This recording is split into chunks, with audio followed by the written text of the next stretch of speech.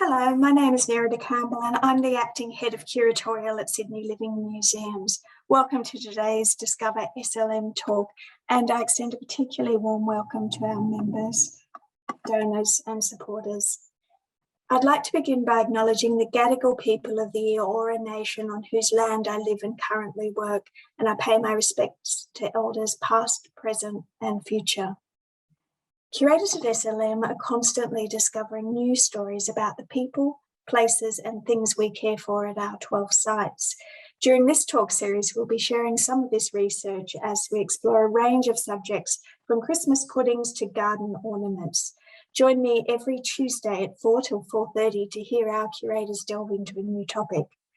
Today's speaker is Dr Jacqui Newling, who specialises in place-based social history and heritage, connecting the past with the present and bringing meaningful stories to contemporary audiences through various forms of media, from exhibitions to interactive opportunities for visitors of our museums. One of these is food. Jackie has a Le Cordon Bleu master's degree in gastronomy and co-curated the Eat Your History, a shared table exhibition at the Museum of Sydney in 2013. She is the cook in SLM's Food Heritage blog, The Cook and Curator, and author of the award-winning Eat Your History, Stories and Recipes from Australian Kitchens, which can be purchased online through SLM's website. If you've got a question for Jackie, add it to the Zoom chat and she'll answer it at the end of this talk. Thanks, Jackie. Thanks, Nerida. Today, I'm speaking from Wongal country, and I acknowledge Australia's First Nations people as the traditional owners of the land of which I call home. And I pay my respects to elders past and present and all First Nations people with us today. This talk is about the First Fleet colonists' relationship with food in the very first years of British colonisation on Darug, Eora and Dharawal lands. And I'll just share my screen so I can show you some slides. It's always a tricky operation. So, are we sharing screen?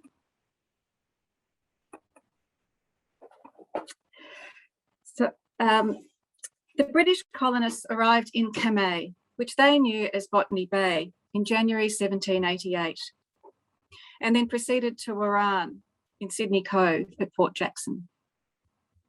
They had little idea that they were, change the slide. They had little idea of the expertly managed and finely balanced food system that had been developed and refined by Aboriginal people over thousands of years. The colonists brought with them from England their own well-established food culture that shaped their sense of what food should be, what a meal should comprise, what should be eaten with what, by whom and when. These learnt perceptions influenced the way that food was identified, owned, distributed, cooked and consumed. The colonists, many of whom were convicts, also had a sense of themselves as British subjects and carried a sense of entitlement, including their rights to decent and adequate food. They also assumed the right to stake their claim on Aboriginal people's land and resources. And the colonists quickly learnt that local people resented their presence and their presumed right to their native food supply. The fleet of 11 ships carried over 1,000 men, women and children. About 700 of them were convicts. The other 300 were attached to the Marine Corps or were government or civil servants. There were also 400 odd seamen and officers attached to the transport ships who stayed for several months before sailing off on their next ventures. 2 ships, the Sirius, which was flagship of the fleet, and the Supply, a small tender vessel, and their crew would remain long-term to service the colony. Much planning had gone into preparing for the 8-month voyage from England, and the fleet carried with it 2 years' supply of what was known as salt provisions: flour and ship's biscuit, salt preserved meat, dried peas, rice and clarified butter to be issued as rations in the colony. The ships also carried an extensive array of garden and crop seeds, and more were acquired en route. a quantity of livestock, sheep, goats, cattle, poultry, were taken aboard at the Cape of Good Hope. The officers purchased stock for themselves and indulgences such as tea, coffee, chocolate, sugar and spices. They were, after all, going beyond the seas. On February 7th, the Governor, Arthur Phillip, conducted an official ceremony to read the public commissions and take formal possession of the colony for England. In his declaration, the convicts were advised that they must work or starve, and that theft from the stores or the killing of livestock would incur heavy penalties. After the formalities, the Governor invited the senior officers to dine with him on a cold collation, the 18th century idea of a smorgasbord, laid out in a marquee erected for the purpose. Fresh mutton was on the menu, but the celebrations didn't exactly go to plan. The meat had become fly-blown in the summer heat. The colonists clearly had much to learn about their new environment. As this unfortunate incident shows, without refrigeration, it was necessary to cook and consume fresh meat immediately. The same with fish, which is why the salt rations were so necessary. When the ration is described in most histories, it's usually presented as the standard weekly allowance, which was set by the Navy Board. 7 pounds of flour, 4 pounds of pork or 7 pounds of beef, 3 pints of peas, 6 ounces of butter and half a pound of rice. But I find it more meaningful when considered on a daily basis. This allowance would deliver about 14,000 kilojoules, consistent with the recommended daily intake for very active and labouring men today. Women, who made up 15% of the population, received 2/3 of a man's allowance, about 9,500 kilojoules per day. Again, similar to today's rate for active women. Children, of which there was an ever-expanding number, were given 1/3 of that issued to men. Much to the Marines' disgust, the administration decreed that convicts would receive the same ration as the troops and officers, a policy strictly upheld by Governor Phillip. The only difference between the classes was that convicts were not allowed the daily measure of alcohol given to Marines and civil servants. Now, the ration is often criticised today, and certainly for modern tastes, it seems crude, monotonous, and unappetising. But in context of the times, it was quite acceptable, very practical, and all going well, reliable. The flour was generally used to make bread. A bakehouse was built on the western shore of Sydney Cove. You can see it here in the sort of right-hand corner, a little bakery building, and that dome-shaped building is like a sort of beehive oven, pretty much near where the MCA stands today. Otherwise, people could make their own bread in the damper tradition. Flour could also be made used to make dumplings and batter puddings, sort of Yorkshire pudding style. The rice could also be made into puddings or into a sort of congee type gruel with a nub of pork added to give it some flavour. Or it could be used to thicken soups and stews. This sketch map from April 1788, so 3 months after the fleet's arrival, shows the bakery and a communal cooking place, and reminds us that with 1,000 mouths to feed each day, cooking facilities were a fundamental part of the colonial infrastructure. The map also shows that cultivation was an immediate priority. You can see the sort of squared off patchwork looking areas dotted around the colony, or the camp really, depicting garden plots. They're shown, this more formal drawing from around a similar time shows the public farm laid out on the eastern headland of the so creatively named Farm Cove, where the botanic gardens are today. All colonists were encouraged to grow their own garden produce, and convicts were supplied with seeds and given time off on Saturday afternoons to tend their kitchen gardens. Early reports express a sense of betrayal when their gardens failed to thrive in the first few months. But by springtime, Philip and others reported that plants and fruit trees were thriving and gardens were flourishing. Those who had persevered were now beginning to enjoy the fruits of their labour. But unfortunately, others enjoyed them too. Thefts were common and hardly surprising in a convict colony. Marines Lieutenant Ralph Clark thought his garden plot would be safe, as he had commandeered space on an island in the harbour, still known today as Clark Island. But he was dismayed to find on one occasion that his onion beds had been raided, and 3 days later, his potatoes. It was not only convicts who stole food. Marines were also caught robbing gardens, and 6 men, described as the flower of the battalion, were hanged for stealing from the government stores. Vegetables grew reasonably well, but it became apparent that Sydney's sandy soils were unsuited to European grain crops such as wheat, barley and oats. A lack of rain didn't help, but it was also recognised that the seeds brought from England had been heat affected or otherwise damaged on the voyage. The Sirius was sent to the Cape of Good Hope for new seed stock in October 1788. The ship returned 8 months later in May 1789 with healthier crop seed. Richer ground had been found by then at Rose Hill in Parramatta, and although the reputation of barren soils and a hostile environment prevails, the government farm was soon producing potatoes, turnips, pumpkins and cabbages, some of a very enormous size, and enough crop seed to sow the following year. It was expected that local produce would provide vital fresh food until the government farm and colonist gardens became productive. Foraging expeditions revealed various types of vegetation that were likened to fruit and greens back home. Native spinach, which we now enjoy as warrigal greens, wild sorrel, wood cabbages from the cabbage palm tree, samphire, which is a sort of sea asparagus that grows around the harbour, and many types of small berries, so lily pillies and native cherries, for example, were all taken into the menu. The colonists even found a native alternative to tea, which was not provided in the ration, a wild sarsaparilla, shown in the middle of this photo. It's a creeping vine with sort of those spear-shaped leaves with 3 distinctive ribs down the centre.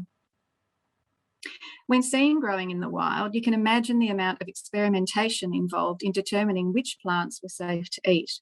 And indeed, there are many examples of violent retchings from consuming toxic specimens. The colonists foraged and harvested voraciously, but unsustainably, quickly depleting the resources in the vicinity of the settlement. They had to venture further away from the settlement to forage, putting themselves at risk of attack from traditional owners for intruding on their lands and stealing their resources. Wild birds were relished. Emus, caught with the help of greyhound dogs, were particularly prized. Kangaroos and small game, such as opossums, were deemed the property of government, but they could be obtained through a healthy black market. Colonists waxed lyrical about the range of fish in the harbour, from a gudgeon to a whale. And although convicts were not allowed boats, they could forage for shellfish along the rocky foreshores, and mud oysters abounded in riverbeds. Fish was the staple food for local Aboriginal people, who were staggered by the number of fish that could be brought up in the colonists' nets, sometimes hundreds and occasionally thousands of fish. To avoid conflict, Philip quickly decreed that Aboriginal people should be given a portion of each catch.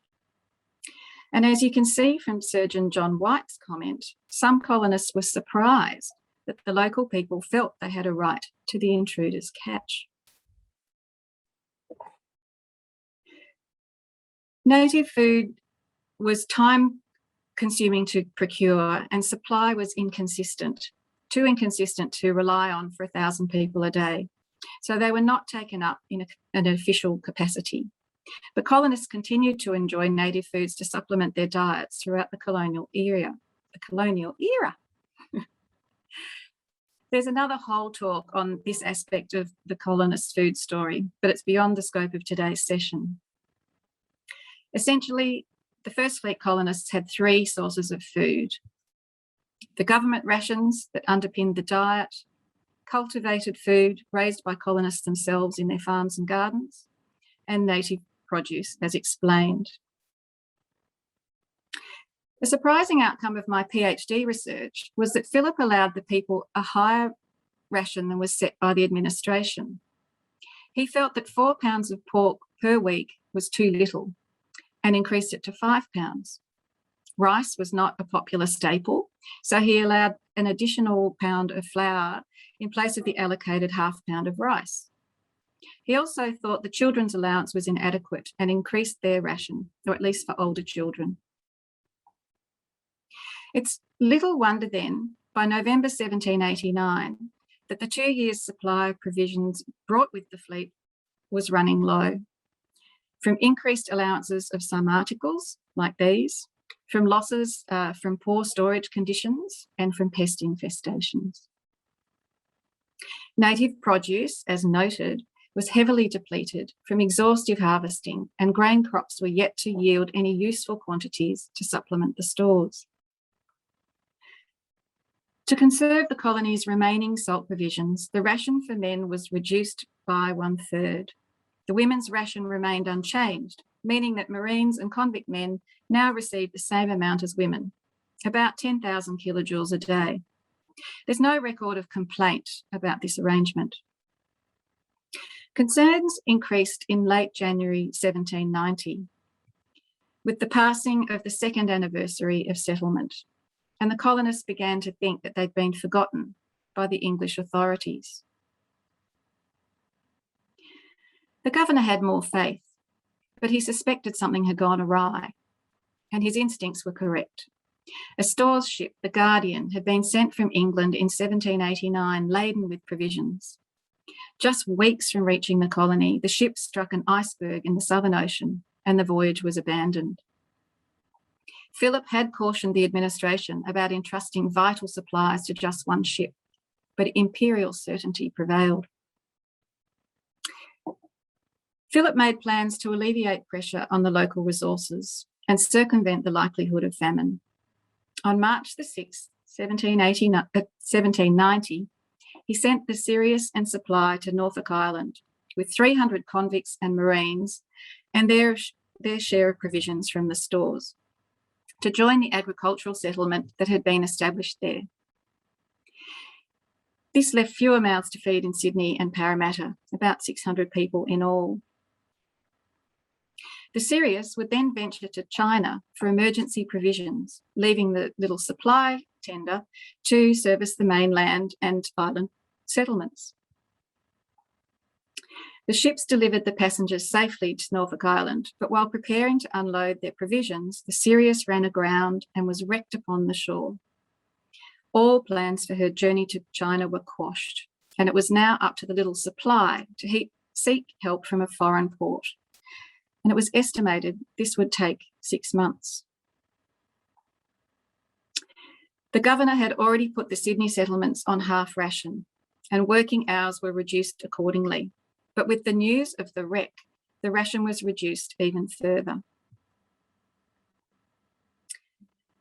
Public works were stopped, and all hands turned to the production and procurement of food, fishing, hunting, foraging, and tending farms and gardens.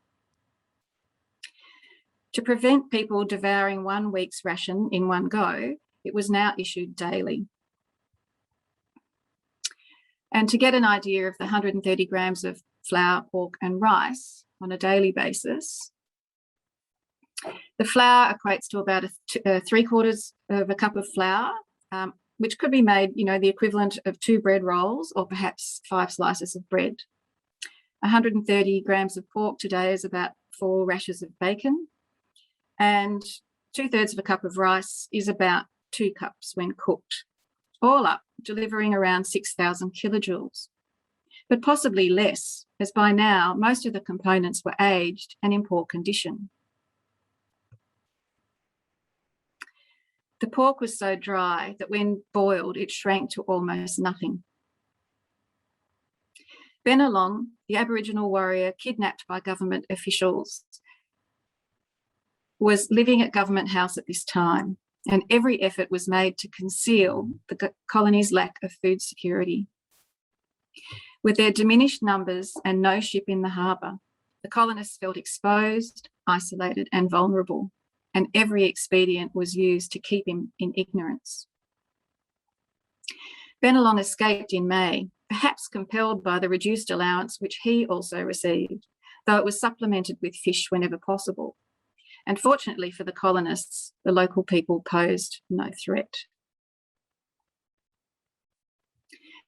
The colonists eked out an existence for 11 very long and hungry weeks on this ration, supplemented by whatever they could scavenge in the bush or from the harbour or what remained in their gardens. With little food to share, Australia's BYO tradition was born. Even at the governor's table, people were asked to bring your own bread. And every man, when he sat down, pulled his bread from his pocket and laid it by his plate. Letters and journal entries comment on the convicts' growing weakness, but only 3 deaths are reported from this time of dearth. The people at Parramatta were better off, receiving vegetables from the government farm. And it was noted that they were much better behaved. The crisis was relieved in June with the arrival of the Second Fleet. Despite enduring these many lean months, the first fleeters were in a healthier state than the convicts aboard the transport ships, who arrived in a deplorable state, having been neglected and maltreated on the voyage. Their arrival set the colony back even further, having to support so many ailing convicts who were unfit to work. The ration was restored to full issue on June the 23rd, 1790, supporting the colony until the supply returned with whatever she could carry, and additional supplies arrived from Batavia in December.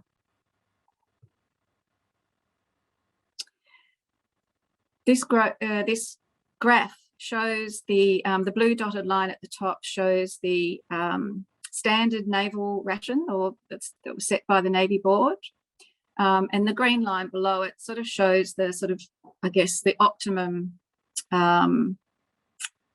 energy intake for most Australians today. But we have to remember that these were, people would have been expending a lot more energy at the time. But you can see from the graph that for many months, the best part of the first 2 years, the colonists actually received more from their rations than had been intended. But you can also see the severe drop they suffered in those lean months of 1790. There were other episodes of food shortage in subsequent years, but none as severe as the one experienced at this time in 1790. Uncertainty exacerbated their fears of starving, and we can only wonder at their fate had the Second Fleet not arrived when it did. But it was fortunate that this starving time was relatively short-lived. That was really quite, I guess, an overview, if you like. There's a lot more that could be covered, but I think perhaps we should turn it over to questions, if you have any. Thanks, Jackie. And if anyone's got a question, feel free to type it in the Zoom chat. We've got a couple of questions for you, Jackie. The first one is, was there any trade or exchange with Aboriginal peoples? Look, if you read the journals closely, yes, there is evidence of some. We know that Aboriginal people kept their distance at first. In fact, it frustrated the colonists that there wasn't more engagement between the two cultures, and that's what prompted Governor Phillip to ask for first Arabinu to be kidnapped and brought to the colony, and then Bennelong, who most people are probably more aware of, so that they could, find out more about their cultures and perhaps share resources. But there is evidence of Aboriginal people showing where fresh water might be when people were out, on sort of exploring a bit.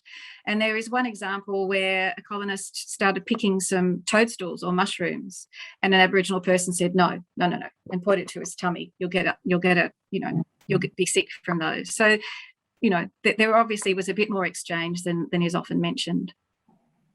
Thank you. Another question is, did the British settlers adopt any Aboriginal techniques for their cooking? So, as I said, they arrived with their own traditions, if you like, their own way of doing things.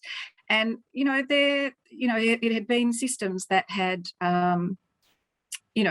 fed them for hundreds of years in Europe, thousands of years. So very well established. But once they started running out of the resources that they brought with them, then yes, there is all their fishing lines had deteriorated over the 2 years or been lost or broken. And so there's detailed explanations of how the Aboriginal women would make fishing lines out of the fibres from native trees, from particularly the cabbage palm. And the colonists started doing the same thing. Thank you. Louise has got a question for you. What were the women convicts' roles in cooking for the colony?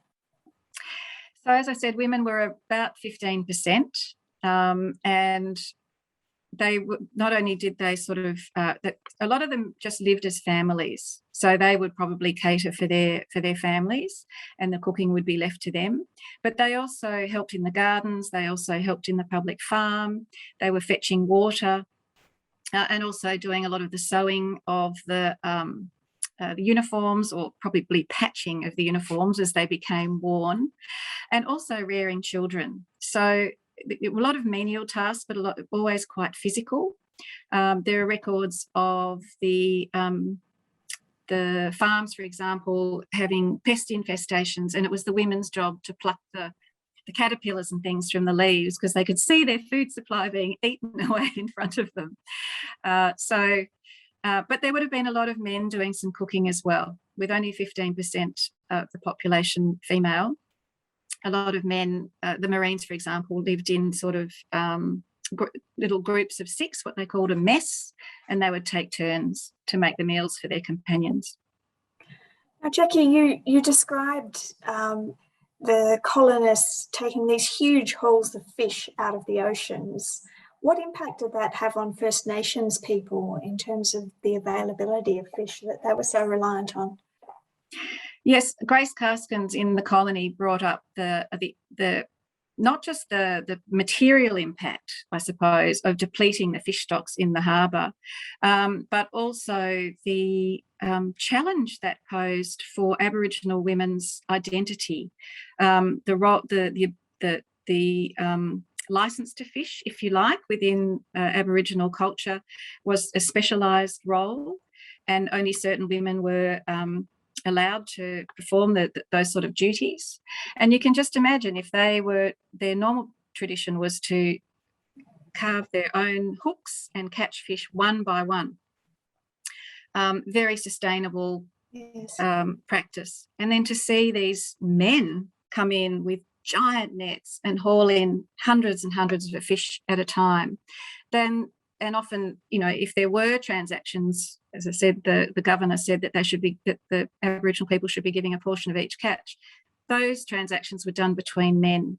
So that offering that an Aboriginal woman would normally take home to her family, that was now sort of gazumped, I suppose, by the volumes that the colonial men were bringing up. Thank you. We've got a couple more questions. Were there things they refused to eat that we now highly prize? The colonists, well, they talked about eating. It's probably more the other way around. They talked about eating, lizards and snakes and goannas. And there was one complaint by Wat Content that he said, I've often eaten snake, but I find it difficult to stew to a tender state. So it must have been a little bit tough. And, things like, yes, there were a lot of foods that Aboriginal people ate because they understood ways of making them safe to eat or good to eat. But the colonists hadn't learnt those practices to detoxify and things like that. And that's why often they got sick from foods that the Aboriginal people ate. Well, thanks for your talk today, Jackie. We're out of time, but I'd like to invite you all to come and join us again next Tuesday at 4 for a talk on the potted history of Wonderlick's garden ornaments with Michael Leck. Thanks again for joining us and enjoy your evening.